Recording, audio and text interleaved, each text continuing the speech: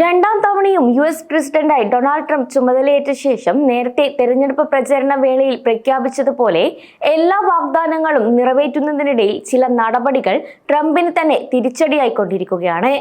കഴിഞ്ഞ ദിവസങ്ങളിൽ Trump Chinese ഇറക്കുമതിക്ക് 10% തീരുവ ഏർപ്പെടുത്തിയതിന് പിന്നാലെ നല്ല കനത്ത മറുപടിയാണ് ചൈനയുടെ ധനകാര്യ മന്ത്രാലയം പുറപ്പെടുവിച്ചത്.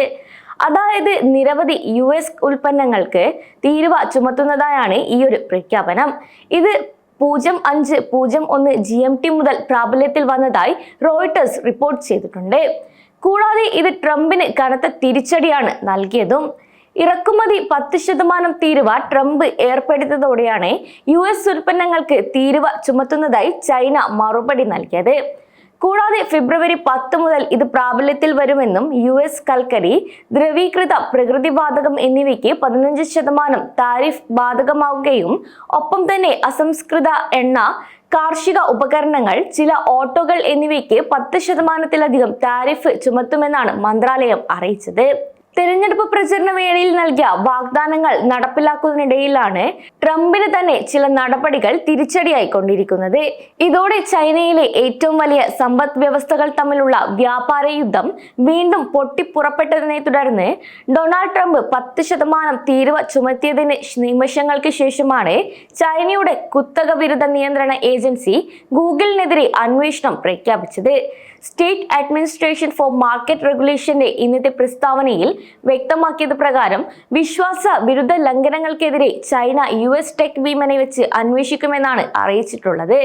എന്നാൽ അന്വേഷണത്തെക്കുറിച്ച് മറ്റ് കൂടുതൽ വിവരങ്ങളൊന്നും തന്നെ പ്രസ്താവനയിൽ നൽകിയിട്ടില്ല. അതേസമയം ഗൂഗിളിന്റെ സെർച്ച് എഞ്ചിൻ പോലുള്ളവ നേരത്തെ ചൈനയിൽ നിരോധിച്ചിരുന്നു.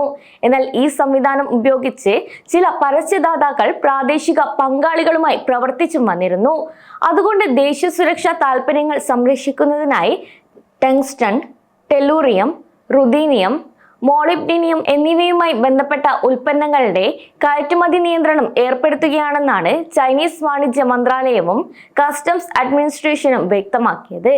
അതേസമയം ചൈന കൗണ്ടർ താരിഫ് പ്രഖ്യാപിച്ചതിനെ തുടർന്ന് ഇന്ത്യൻ ബെഞ്ച്മാർക്കുകളായ സെൻസെക്സും നിഫ്റ്റിയും നേട്ടം കൈവരിച്ചിരുന്നു. എന്നാൽ നിഫ്റ്റി ഒരു ദിവസത്തെ ഏറ്റവും ഉയർന്ന നിലയായ 23,582 നിന്ന് 23,500 താഴ്ന്ന അവസ്ഥയും ഉണ്ടായിട്ടുണ്ട്. ഒരു ദിവസത്തിന്റെ തുടക്കം തന്നെ ഏറ്റവും ഉയർന്ന നിലയായ 77,650 നിന്ന് 300 പോയിന്റ് താഴ്ന്നാണ് വ്യാപാരം ആരംഭിച്ചത്. ട്രംപിന്റെ നടപടിക്ക് പ്രതികാരമായി US ഉൽപ്പന്നങ്ങൾക്ക് തീരുവ ചുമത്തുമെന്ന് ചൈന പ്രഖ്യാപിച്ചതിനെ തുടർന്ന് ചൊവ്വാഴ്ച ഇന്ത്യൻ രൂപ നേട്ടം നിലനിർത്താൻ ഏറെ പാടുപെട്ടു. കൂടാതെ നിയമവിരുദ്ധ മയക്കുമരുന്ന് ഒഴുക്ക് തടയുന്നതിൽ ബീജിംഗ് പരാജയപ്പെടുത്തിയതിനാൽ ഇന്ന് അർദ്ധരാത്രി മുതൽ US-ൽ ചൈനീസ് കയറ്റുമതികളിൽ പൂർണ്ണമായ ലെവി ഏർപ്പെടുത്താൻ US നേതാവ് അറിയിച്ചിട്ടുണ്ട്.